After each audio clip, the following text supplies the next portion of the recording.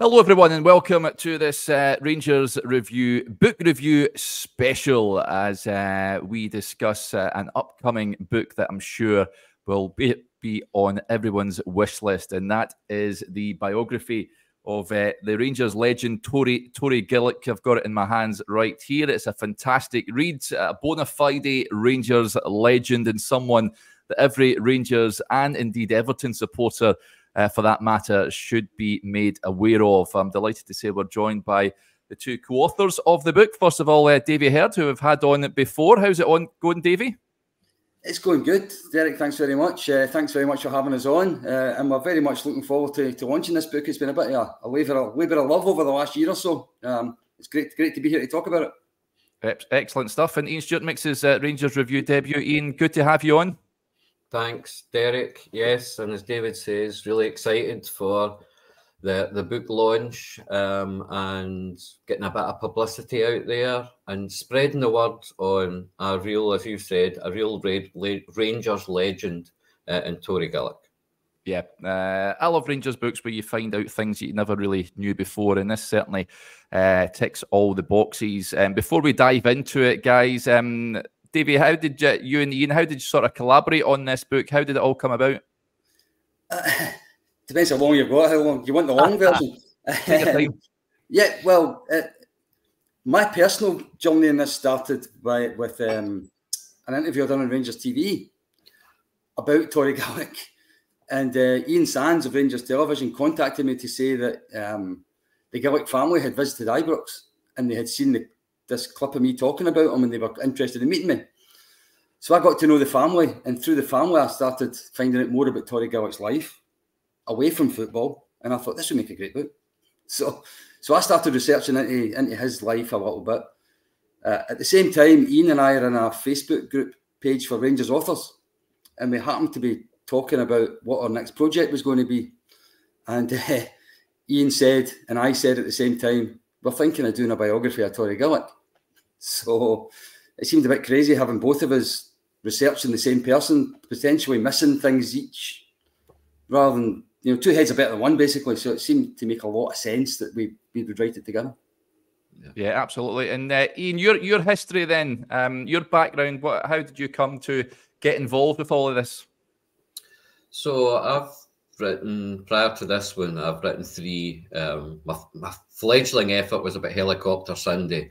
I always feel maybe I should go back and revisit that and make a better job of it. But anyway, and then I collaborated with David Mason on Mr. Struth, the Boss. Mm-hmm. That book was fascinating, and it really pricked my interest about the older players or manager and what life was like for them. Because life was a lot different then, obviously. And as footballers, it was night and day to what the comparison is. So, and there was a fair few references to Torry Gillick in the Mr. Struth book. And, that starts pricking your interest a wee bit. And then when I moved to Glenboig, where I live, in 2013, which was the year that Mr. Struth the Boss was published, I was thinking, what's my next project here? And found out that Tiger Shaw stays 5 minutes away, or did stay 5 minutes away from my front door. And his granddaughter, Elaine, works for the same organisation that I do. So that seemed to me, or that's meant to be. So again, it was the same kind of era, 30s, 40s, 50s, when Tiger was a player. But equally in the Tiger Shaw book, there was a lot of reference to Torry Gillick. And the more snippets and the more you got to know about him, like David probably done it from a more personal level with the family. But for me, it struck me Torry Gillick's a really interesting character. Clearly a fantastic player, but a character that probably not that well known in comparison to some other Rangers players of that era. So that's a story worth telling and getting the information out there and spread the word about just what a legend he was. Yeah, he certainly was that. And Davey, I mean, as a player, for maybe our younger viewers, what sort of player was he? Because his references in the book that he was as good as the great Stanley Matthews and all this sort of stuff. He certainly seemed to be the real deal, didn't he? Yeah, he's probably the best example I can think of an all-round forward. He started off as a centre forward at junior football, and he scored so many goals there that Rangers took him on as a teenager. He's only 16 years old. At Rangers, he struggled to get in the team at centre forward because we had the likes of Jimmy Smith at the time, Jimmy Fleming at the time. So he converted to be a winger, and he played both in the right wing and the left wing. He won the double at 18. He scored against Celtic at home and away at 18. And by the time he was 19, he had played in all 5 forward positions for Rangers successfully. He scored goals in all 5 of them. And he joined Everton for a record transfer fee at the age of 19, which is a story in itself, which Ian might mention. We might go into later on about how we wrote this book, but we kind of split it up a little bit rather than as writing chapters together. We wrote chapters separately because it made more sense. And Ian's the kind of expert in his Everton career rather than myself. But he moved to Everton where he was highly successful, won the championship. And then he made history by coming back to Rangers. So he was the only man that Bill Struth signed twice. Came back during World War II, broke all kinds of records during the war, was our top scorer during those unofficial days, scored a hat-trick against Celtic, and we beat them 8-1 in the highest ever win over them. Became a player again after the war, permanent player, and then made all kinds of history after the war as well. First player to score in the League Cup final, scored the League Cup final in a treble season, won the Scottish Cup before and after the war, scored the Scottish Cup final. You could go on and on and on about all the things that he did as a Rangers player, and a real character as well into the bargain. And I think maybe the last thing to say is that he's one of only 10 players to score 200 goals for our club. So Ian's absolutely right. I think he's not as well known as your Willie Waddles and your Jock Shaws and your Willie Woodburns, and I think that's something we're trying to put right. Yeah. On his move to Goodison, Ian, he joined an Everton side who were struggling, weren't they? And he sort of changed them from being relegation contenders to champions, in effect. Indeed, and he moved at a really young age, and he had no inkling he was getting sold to Everton. I think, though, as David's mentioned there, the money was too good to turn down, and he moved there with his soon-to-be young wife. So it's quite an upheaval at that time, transport not being as readily available or as effective as it is now, sometimes, I suppose, depending on your point of view.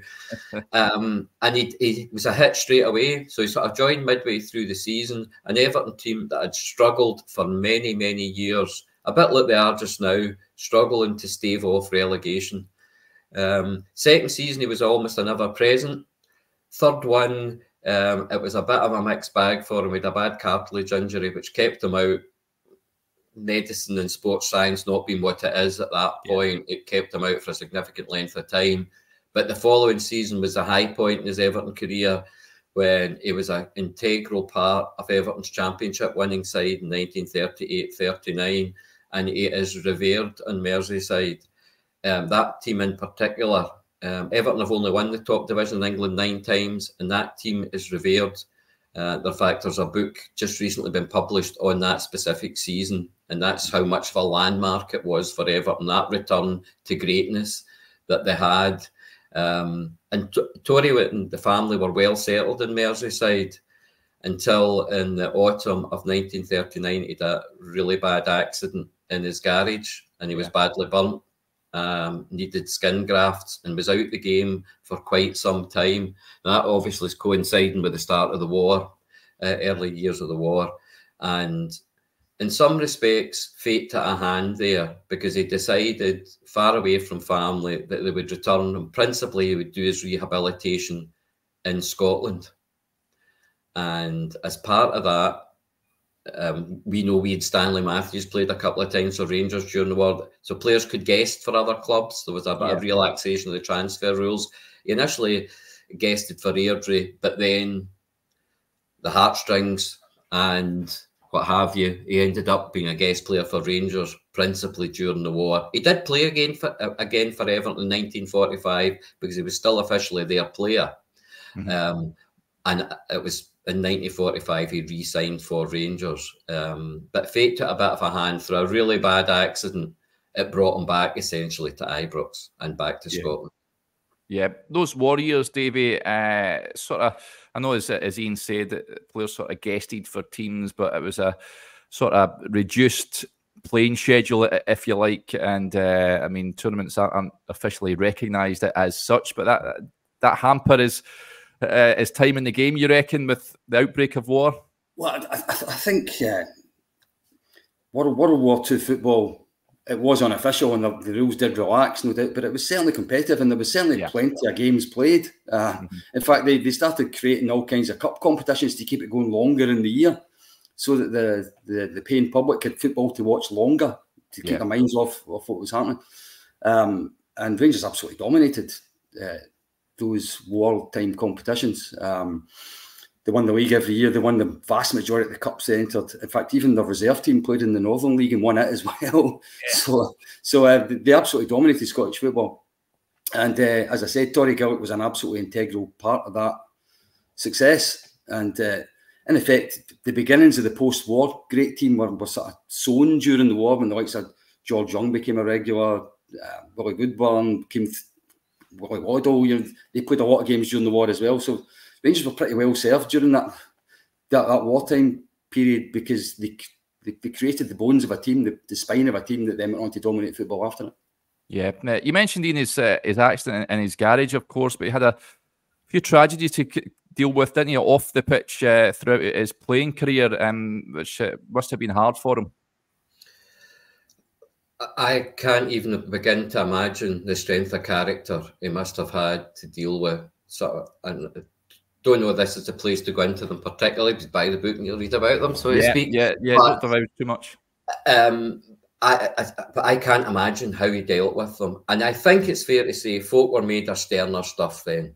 Yeah. And Torry Gillick clearly was. A lot, it's, you wonder how much can one family take or endure and still have the strength of character to be this jovial, larger-than-life character around his general life and his family. I can't even begin to imagine how hard it must have been. In particular, when he made the appearance against Hibernian the day after a particularly tragic incident, I don't know how he did that, to be perfectly honest with you. But there was a sense of duty and a sense of obligation, which took nothing away from any issue with family. There was a kind of understanding that that's what you needed to do. I couldn't have done it personally, and I absolutely have got undying admiration for the man, being able to perform and even contemplate performing in light of some of the tragedy that went around. And I think the family had way more than their share, to be honest. Yeah, absolutely. Only player signed twice by Bill Struth, Davy. Is that is that right? Yeah, that's absolutely right. Yeah, Bill Struth, he did bring a player back in the 20s that had played for Rangers previously, but he hadn't signed him originally. William Wilton signed Tommy Muirhead.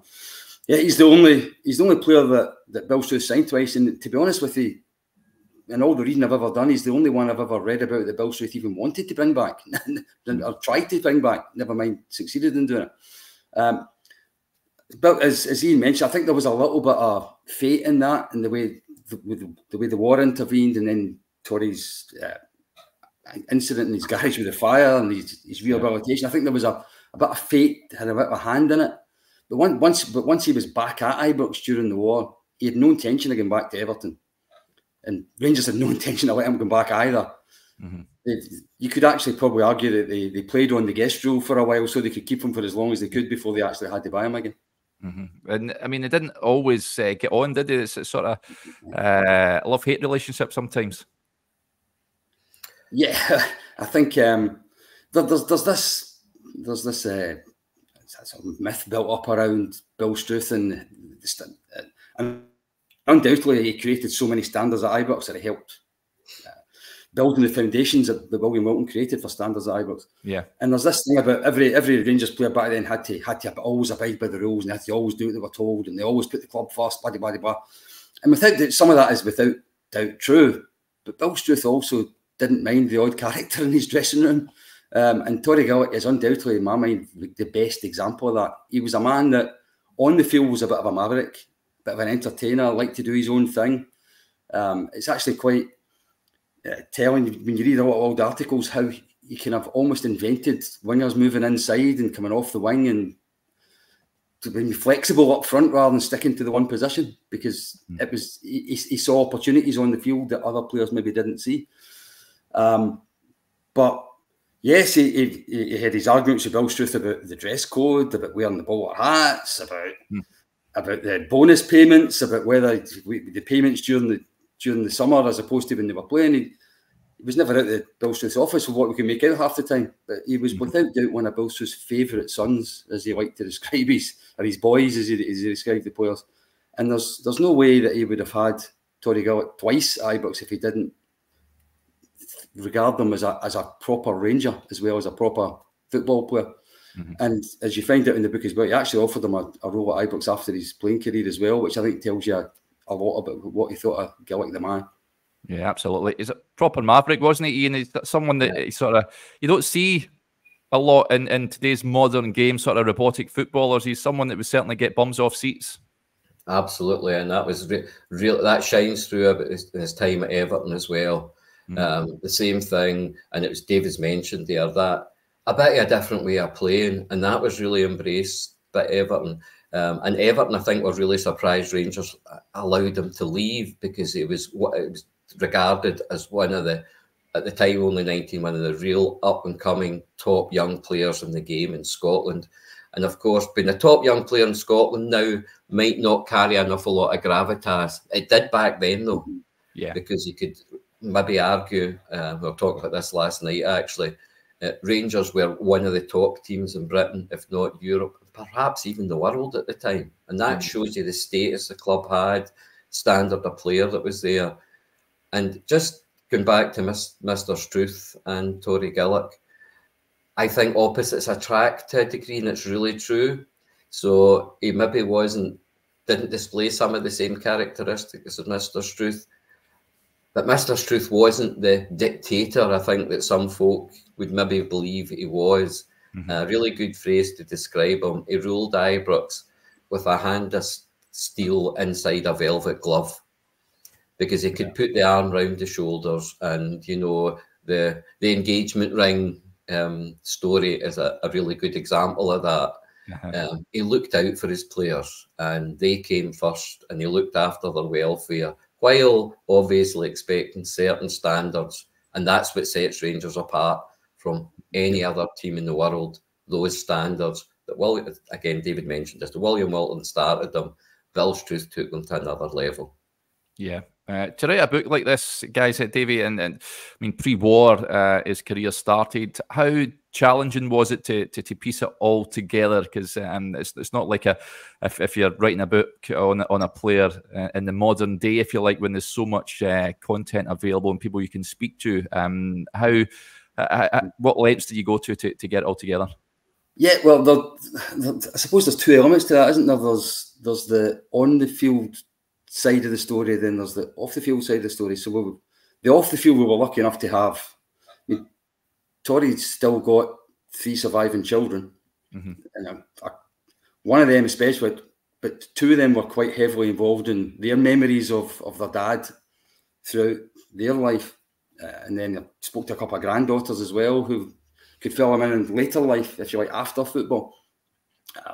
But the vast majority of the time, you haven't got players that played against them, because there's none left.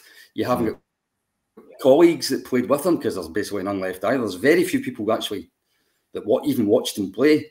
So you are relying really heavily on old newspaper articles, other little snippets from other books, old interviews with players that crop up. So the newspaper archives are an incredible treasure trove, but it takes a long time to sift through them all to find the bits that you want for a story like this. So it took a long time. And as an example in this, we found out things that the family didn't know. Wow. Yeah. You know, so for example, he was involved in a two boats collided when he was with Everton. He was going to Europe, and the ship that was on that was taking him there collided with another ship, and one of the ships sank. It sank. They didn't know that. They had no idea that their dad, their granddad, had been involved in something that was almost so tragic. So, yeah, if it wasn't the newspaper archives, there would be big gaps. Obviously, that's the main place to look. Yeah, but yeah, like you say, it's crazy to think back with his life. Certainly colourful, that's for sure. Tragically cut short. I mean, 55 is no age these days, and it's sorry passing it at such a young age. Ian, if he was playing today, what do you think his worth would be? Wow, well, who could I compare him with? Good question. You're talking, I would say you're talking towards 100. If you were talking somebody that was going to be in the English Premier League, you're talking well over 50 million, I would say.